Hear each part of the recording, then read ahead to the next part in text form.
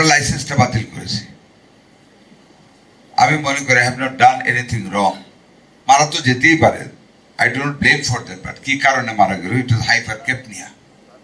আমি গিয়েছি সেখানে, একটা বদ্ধ ঘর, একটা জানালা নেই, একটা মাত্র দরজা ঢোকার, 7 জন বাচ্চা থাকবে, তার মধ্যে 25 জন, 16 জন থেকে 25 জন মা এবং অ্যাটেন্ডেন্ট।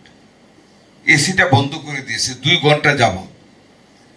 এই যে অক্সিজেন ঢুকতেছে না বদ্ধ ঘর, কার্বন ডাইঅক্সাইড ছাড়তেছে 16-17 জনে।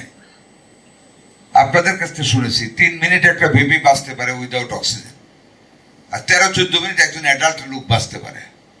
6টা বেবি এক লাগারে কান্নাকাটি করতেছে, নার্সকে মায়েরা চিৎকার করে ডাকতেছে, আসে না।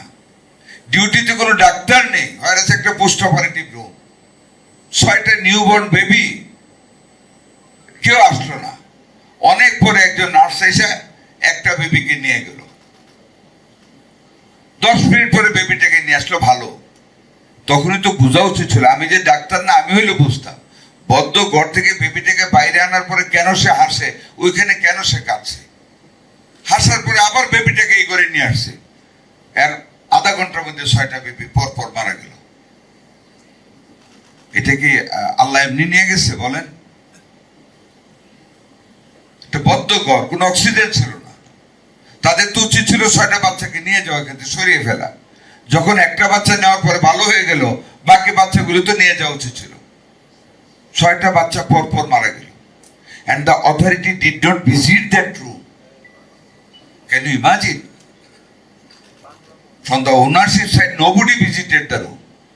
They didn't care.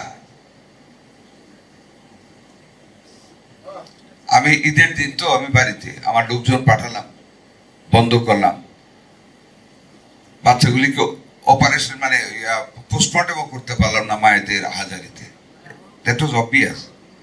সেইটাকে আমরা নোটিশ দিয়েছি, আমি নিজে ভিজিট করেছি। আমরা কিল করে ফেলতে পারবো না কাউকে, বাট আমাদেরকে পানিশমেন্ট দেওয়া উচিত না বলেন আপনারা? নাকি ছেড়ে দেবো প্রথমেই? আমরা লাইসেন্সটা বাতিল করেছি। আমি মনে করি I have not done anything রং।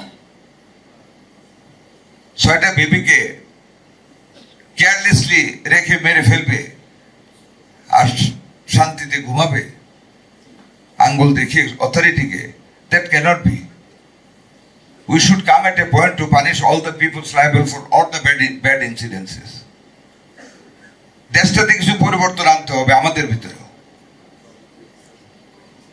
যেমন আমরা এবার একটা বাজেট দিয়েছি, this is history given by the honourable prime minister. আমরা কত নতুনত্বের সৃষ্টি করতে যাচ্ছি, ক্রিয়েটিভিটি পার্ক করতে যাচ্ছি আমরা 160 একর জমির উপর পূর্বাঞ্চলে। That is a new venture in the country, সকল সেক্টরের মানুষের জন্য। এই স্বাস্থ্য খাতে 1.02% of the GDP has been allocated this year. This is the history in the budget of Bangladesh. 69,000 crores টাকা। শতভাগ দুর্নীতিমুক্ত বাংলাদেশ গড়তেছে, এবং উইল প্রুফ ইনশাআল্লাহ দিস টাইম যে it is corruption under the leadership of mister Tarique Rahman. আর এই 69,000 কোটি টাকা থেকে আইন তৈরি করে হলে আপনাদেরকে সাহায্য করবো ইনশাআল্লাহ, to create the good doctor. কারণ আমার একটা মমত্ববোধ, আমার একটা দুর্বলতা আছে, আর আই বিলিভ যে এখান থেকে ভালো প্রোডাক্ট তৈরি হবে, ভালো ডাক্তার তৈরি হবে, who carry the ethics of medical science.